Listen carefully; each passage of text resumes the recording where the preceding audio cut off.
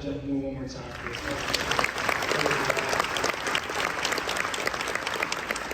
That's how to get the party started. So thank you. It's an honor to be up here speaking in front of all of you. To my class, thank you for choosing me to speak. I was originally thinking of writing you all a song, but I already did that in PTA school on the special test of the shoulder. So for those of you studying for the July boards like me, hit me up. I've got some copies in the bag. We did it. It was everything they said it would be and more. You're never really prepared. You just adjust and fail, over and over again. And so one day you find yourself in a place like this, turning your tassel around in front of family, friends, and faculty, who have all helped us get here. Let's give it up to our family, friends, and faculty.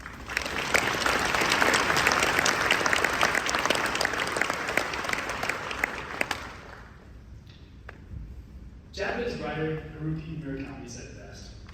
And once the storm is over, you won't remember how you made it through, how you managed to survive. You won't even be sure whether the storm is really over. But one thing is certain, when you come out of the storm, you won't be the same person who walked in. And that's what the storm is all about. We might have been sure, and I'm so glad we did. Heck, I could kiss the stage right now. But the truth is, this is only the beginning. We have a long road ahead. We're about to enter the jungle. And as we get deeper and deeper into the wilderness, our tracks will never make it cover up. We'll start to forget how we even got here today. The following are a few suggestions that I've learned over the years that I want to leave us with before we begin our next chapter. Take this as a clinical practice guideline, if you will, or for life as doctors of physical therapy. Did I just say doctor? A lot of these recommendations come from my personal life. Some have strong evidence to support, some are merely anecdotal, but N equals 1, right? All are what going through a hard thing like DPT school made me realize and reinforce for me. So here goes. Number 1, fill your cup. Prior to enrolling in South, I worked as a PTA. No, not the Parent Teacher Association. Physical therapist assistant. And early in my career, I saw a doctor about some stress and anxiety I was experiencing. The demanding field combined with my poor time management finally got the best of me. After discussing my situation with her, she said, Anthony, as healthcare providers, we're not allowed to have a bad day. Huh. She didn't prescribe me any medication. She instead included herself in my crisis and instilled wisdom that has forever changed my outlook. As physical therapists, we have the unique opportunity to give people the best hour of their day. We have the privilege of turning someone's day from bad to good. It is such a rewarding feeling, but with that comes an immense amount of time, energy, and sacrifice devoted to others. It requires our best self every day. Of course, there will be days when we fall short, but this is the exception, or expectation. Our best is needed. There are no exceptions. It starts with filling our cups and making the time for ourselves so we can better pour into others. Translation, as we say at South, take your meds. M stands for mindfulness, D stands for exercise, D stands for diet, S stands for sleep. Fill your cup. Number 2, eat the frog. I know that sounds a little weird and gross, but hear me out. Mark Twain is reported to have said, if you ever have to eat a live frog, it's best done first thing in the morning. Very Mark Twain, right? In other words, do the hard thing first. For the past couple of years, my frog has been running 1 mile. I've missed a lot of mornings. But one thing I know is that on the mornings I do run, the obstacles and hiccups that come my way later in the day are easy to handle. You see, it's not so much about the mile than it is about the momentum generated. Now, I'm not suggesting you do vert every morning. Maybe a half vert or quarter vert. But as PTs, our days are going to be long and challenging. We need all the help we can get. Eat the frog. Number 3, stay above the clouds. I'm a big mantra guy, and one that has helped me maintain a positive mental attitude over the years is the mantra of stay above the clouds. At the start of each day in the clinic, I envision myself above the clouds. These clouds could represent unexpected schedule changes, a negative attitude, or my pants ripping while I'm demonstrating squat. It's happened plenty of times before, believe it. All things outside of my control, of course. The thing is, the clouds form, they roll in, and their pull is strong. They're on a mission to bring me down to their level, Staying above them is the key to overcoming their effect. Because once I get pulled down, it's so much harder to go back up. I found that when my day gets cloudy, it's the perfect opportunity to inject some light. It's an opportunity to share a joke. It's an opportunity to work harder, to adapt, to find a way to stay clear. It's an opportunity to grow. Stay above the clouds. Number 4, tell me more. There's only 8 of these, so hang in there. A genuine interest, a sincere curiosity.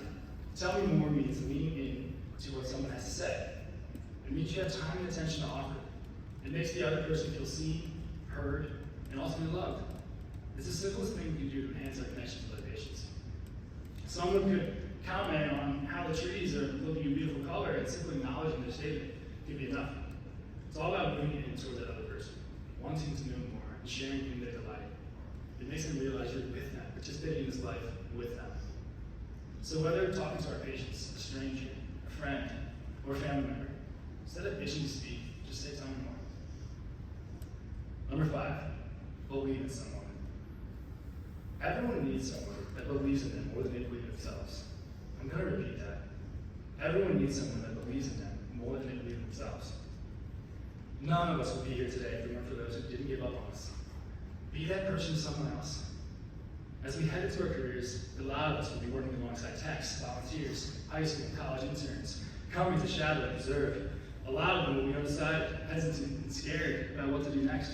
I was once one of those kids, working in a PT clinic, lost, discouraged, stuck. But a man named Steve Bache, over 40 years of experience working as a PT, joined our clinic, took me under his wing, and saw potential in me that I didn't see myself at the time. Pick someone, invest in them, be on them, almost annoyingly, believe in someone. Number 6, action is the antidote. We live in an era where passively scrolling feels like actively participating, where information overload is in full swing. Chances are you don't need more information to know what to do. You need to start doing what you already know. I have found that the antidote to many of life's conundrums is action. Just go for it. It's always on the way that you figure it out. You learn as you go. As many of us head out into exciting careers, we might feel like we're not qualified for X, Y, or Z because of our experience. But I'm here to tell you that it's never ready, set, go. It's always go, set, ready. If you're waiting for the perfect moment or time to do something, you'll be waiting your whole life. And if you're watching others do things you know you should be doing, come on, man. Action is the antidote. And number 7, persistence is key. For many of us, it took multiple tries to get into this program. For me, it was 3. Our future patients will stump us. They will present with chronic pain, a complex history, difficult personalities, challenging diagnoses. But I want us to remember that we were taught by some of the best PT instructors there are. The process, we are well equipped to tackle what comes our way. The process of getting to school instilled in me the valuable lesson of not giving up. In the past, I would give up on the first sign of defeat. I held a this is good enough attitude, settling for mediocrity in most facets of my life. I finally realized that if you want to be someone you've never been, you've got to do something you've never done. And the one thing I've never done was keep going. Water breaks through rock not because of its power, but because of its persistence. At some point, your patient will start to make progress. At some point, you will find them, connect with them. At some point, you will become physical therapists. Persistence is key. And lastly, number 8, I want to close with the truth that we are all fearfully and wonderfully made. There is no one like you, and there will never be anyone like you. So many miracles had to happen for you to be here. So when you're conversing with your patients, it'll be because of your unique tone of voice, posture, body language, the unique words that your mind chose to say, that make all the difference. It'll be because of your unique hands that you'll be able to heal in a way that someone else might not be able to. Celebrate your uniqueness because there is no one like you, and there will never be anyone like you. We all enter this program through different walks and stages of life. And together, we've endured everything it took to get to this moment. It's been a whirlwind, but one thing's for sure, I'm not the same person I was when I started this program. And I know my classmates can say the same. And that's for the better, because it's only when we endure difficult situations, when we choose to do hard things, that we find out who we really are and what we're made of. We are doctors of physical therapy. Let's go change the world.